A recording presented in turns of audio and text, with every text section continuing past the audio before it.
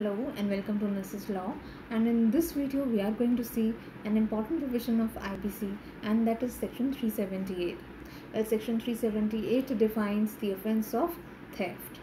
Theft यानी कि चोरी। क्या आपकी किसी चीज़ की चोरी हुई है? अगर चोरी हुई है तो आप कैसे कह सकते हैं कि वो चोरी ही है? इस चीज़ को देखने के लिए सेक्शन 378 के इंग्रेडिएंट्स देखना इम्पॉर्टेंट है। देखिए, किसी भी ऑफेंस को प्रूव करने के लिए हमें उसमें दो इंग्रेडिएंट्स देखने होते हैं। पहली चीज़ मेंस rea और दूसरा होता है एक्टस reus यानी कि एक्सटर्नल एलिमेंट। तो इसी तरीके से हम थेफ्ट में भी देखेंगे कि क्या मेंस rea या फिर मेंटल इंटेंशन या mental element and external element दोनों ऐसे हैं जो फॉरबिडन बाय लॉ हैं, और अगर ऐसा है तो वो ऑफेंस ऑफ थेफ्ट में फॉल करेंगे ना। ऑफेंस ऑफ थेफ्ट को समझाने से पहले मैं आपको दो इलस्ट्रेशंस दूंगी ना। पहली इलस्ट्रेशन ऐसी है कि जहाँ पे सपोज़ करो आपका एक दोस्त है जो आपके यहाँ पे रोज़मर्रा में आता जाता रहता है, और उसने आपके घर पे एक कोई बुक देखी, उसको अच्छी लगी, और उसने आपकी परमिशन के बिना ही जनरली उस बुक को उठाया और वापस करने की इंटेंशन से ऑब्वियसली उसको लेकर चला गया, और अगले दिन इस इंटेंशन से कि उसको वापस कर देगा आपको, वो ले आता है। तो क्या ये ऑफेंस ऑफ थेफ्ट माना जाएगा? The answer is no. दूसरी इलस्ट्रेशन, सपोज करो यही दोस्त जो आपके यहाँ पे रोज़ आता जाता है, आपसे जनरल कॉन्वर्सेशन में पता चला कि आपका अगले दिन आईपीसी का एग्ज़ाम है। अब इसने क्या किया कि आपकी लाइब्रेरी से आईपीसी की बुक उठाकर ले गया, वो भी आपकी कंसेंट के बिना, इस इंटेंशन से कि आपका अगले दिन आईपीसी का जो एग्ज़ाम है ना वो ख़राब हो जाए। तो क्या ये ऑफेंस ऑफ थेफ्ट होगा? The answer is yes. कैसे पता चला? आपको लगा ना कि सेकेंड वाले इलस्ट्रेशन में डिसऑनेस्ट इंटेंशन है। बस बिल्कुल इसी तरीके से हमें सेक्शन 378 देखना है ना। Section 378 says that whoever dishonestly takes away movable property out of the possession of any person without his consent moves it is said to commit the offense of theft. तो आपने इलस्ट्रेशन सेकंड में specially, जहाँ पे actually dishonest intention आप देख सकते थे कि ताकि आपका एग्ज़ाम ख़राब हो जाए आईपीसी का अगले दिन, और आप आईपीसी की बुक आपको ना मिले, आप आईपीसी की बुक से वंचित रह जाएं, इसीलिए उसने आपकी इस मूवेबल प्रॉपर्टी आईपीसी की बुक को ले लिया आपकी पोजेशन से ऑफ एनी पर्सन। यहाँ पे जो एनी पर्सन है उसका मतलब है कि या तो वो व्यक्ति उस प्रॉपर्टी की पोजेशन में है या फिर उस प्रॉपर्टी की अथॉरिटी में है। यानी कि सपोज़ करो हो सकता है कि यहाँ पे आईपीसी की बुक वो आपकी ना हो, आपने किसी और से बोरो की हो, तो उस केस में भी जो आपका जो दोस्त, जिगरी दोस्त, सरकास्टिकली जो आपसे इस बुक को आपकी कंसेंट के बिना ले गया है, उस केस में इस को हम कहेंगे कि ये थेफ्ट की कैटेगरी में फॉल करेगा। Without the consent of you, यानी कि हिज कंसेंट जो यहाँ पर लिखा है, उस पर्सन की कंसेंट के बिना ले गया, और जैसे ही वो उस प्रॉपर्टी को मूव करता है, हिलाता है, उस ऑफेंस जो थेफ्ट है उसका कंप्लीशन हो जाता है। एक और इलस्ट्रेशन देखते हैं।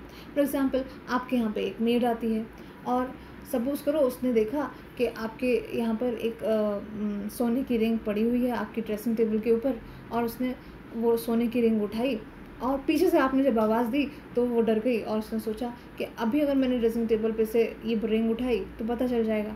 तो उसने क्या किया, वो जो रिंग उठाई थी उसने वापस ड्रेसिंग टेबल पर उसी जगह पे वापस कर दी, रख दी। तो क्या ये ऑफेंस ऑफ थेफ्ट होगा? The answer is yes, it will B an offence of theft. क्यों? क्योंकि यहाँ पर 6th इंग्रेडिएंट है, the moment that person moves it, यानी कि जैसे ही मूविंग कंप्लीट होती है, अपार्ट फ्रॉम बाकी के जो इंग्रेडिएंट्स हैं, उसी मोमेंट पे वो ऑफेंस ऑफ थेफ्ट भी पूरा हो जाता है ना। एक्सप्लेनेशंस में बताता है कि immovable property is not subject of theft, यानी कि ये इमूवेबल प्रॉपर्टी, ये घर, मकान, शॉप, ये सारी चीज़ें they are not subject of theft, लेकिन documents of those property are definitely a subject of theft. दूसरी एक्सप्लेनेशन क्या कह रही है? Severance will amount to moving, यानी कि अगर सपोज करो एक आटे की चक्की की दुकान है, ठीक है, आपने देखा होगा आटे की चक्की जो होती है वो बड़ी हैवी सी चीज़ होती है, ठीक है, और वो मशीन होती है वो पूरी एम्बेडेड होती है, डीपली लगी होती है ज़मीन से।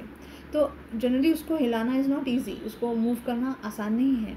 लेकिन जैसे ही किसी ने उस मशीन को अलग किया, उस इमोरल प्रॉपर्टी से सिवियर किया, उसी मोमेंट पे वो प्रॉपर्टी जब मूव करने लग गई, it will be actually subject to theft. तीसरा एक्सप्लेनेशन बता रहा है कि कौन कौन से मोड्स हैं जिससे कि प्रॉपर्टी को कहा जाएगा कि मूव किया जा सकता है। या तो एक्चुअल मूविंग हो सकती है, for example this is a bottle, मैंने इसको मूव किया, एक्चुअल मूविंग। या फिर सेपरेशन जैसे मैंने अभी आपको बताया कि जैसे आटे की चक्की है।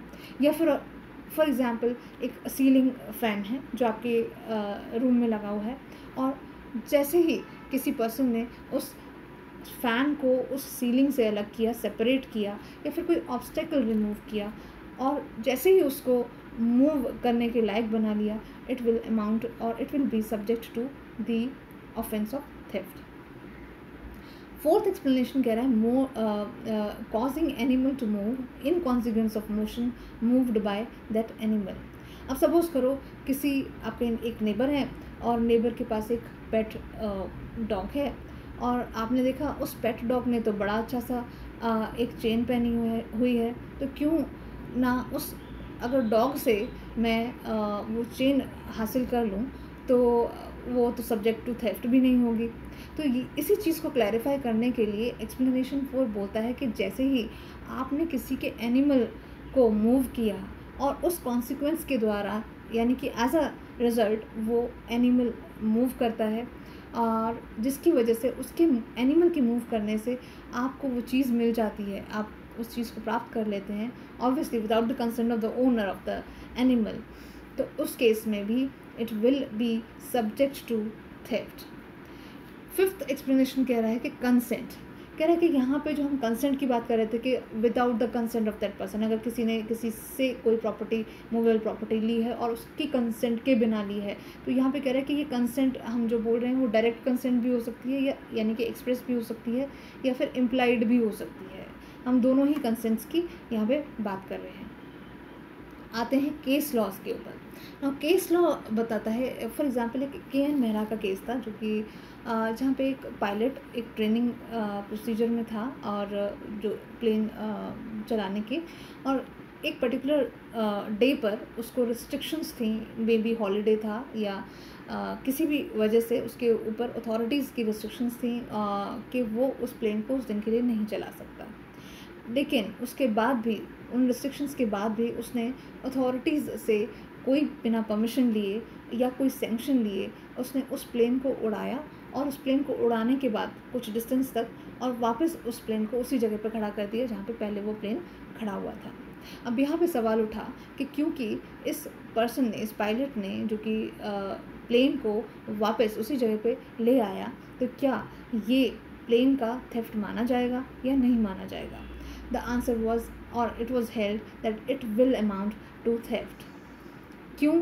क्योंकि पहली चीज़ तो ये है कि इस पर्सन ने डिसऑनेस्टली उस प्लेन को उड़ाया। डिसऑनेस्टली क्यों कहा यहाँ पर हमने? अगर उसने ऑनेस्टली किया होता तो वो सैंक्शन लेकर आता, पर उसको मालूम था कि उसको ये प्लेन उड़ाने नहीं दिया जाएगा उस पर्टिकुलर दिन पर, इसीलिए उसने बिना कंसेंट के, अथॉरिटीज़ के, या बिना सैंक्शन के उस प्लेन को, obviously which is a movable property, उसने उन अथॉरिटीज़ के पोजेशन से टेक अवे किया उस प्लेन को, और जिस मोमेंट पे उसने प्लेन को मूव किया, the offence of theft will be completed. Next case है आर वर्सेस थॉमसन का केस।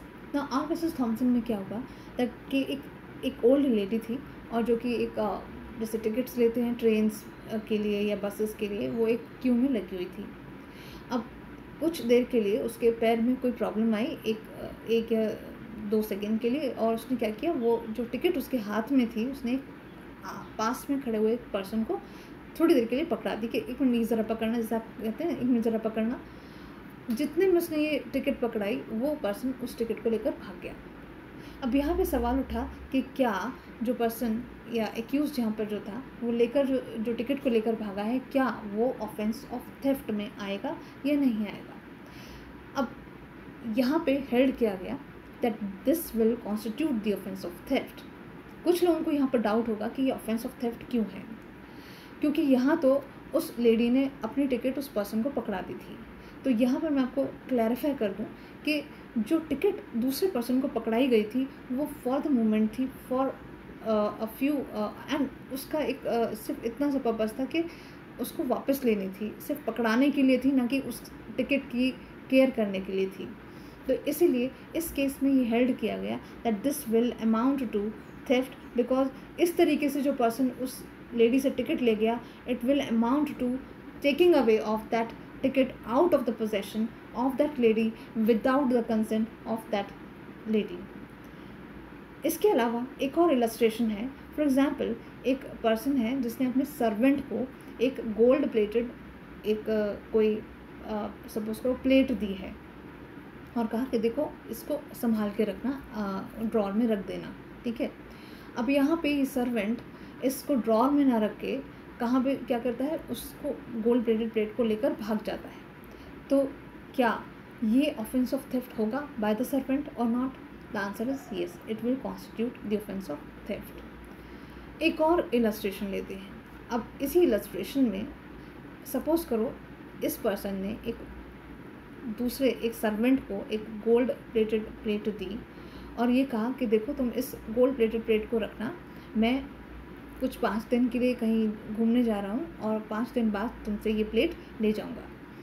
अब यहाँ पे ये सर्वेंट इस प्लेट को अपने पास ना रख के क्या करता है, उसको फर्दर बेच आता है। तो क्या ये थेफ्ट की कैटेगरी में फॉल करेगा या नहीं करेगा? The answer is no, it is not theft, but it will amount to the offence of criminal breach of trust. Now criminal breach of trust क्या होता है ये हम आने वाली स्लाइड्स में देखेंगे, पर ये थेफ्ट इसलिए नहीं होगा क्योंकि यहाँ पे जस्ट द मोमेंट ही sold that property to another person, इस सर्वेंट ने उस प्रॉपर्टी का कोई ना कोई रॉन्गफुल यूज़ किया, अपने यूज़ में लेकर आना, यानी कि चाहे उससे बेचकर उसने कोई पैसे कमाए या उस गोल्ड प्लेटेड प्लेट को किसी और फॉर्म में कन्वर्ट करवा दिया, यानी कि उस फॉर्म में उसके पास जब वो नहीं रही वो चीज़, तो हम इसको कहेंगे that it will not be subject of theft, but it will amount to और it will constitute the offence of criminal breach of trust. I hope आपको इस छोटी सी वीडियो में थेफ्ट का ऑफेंस समझ में आया होगा। Thank you so much for watching this video.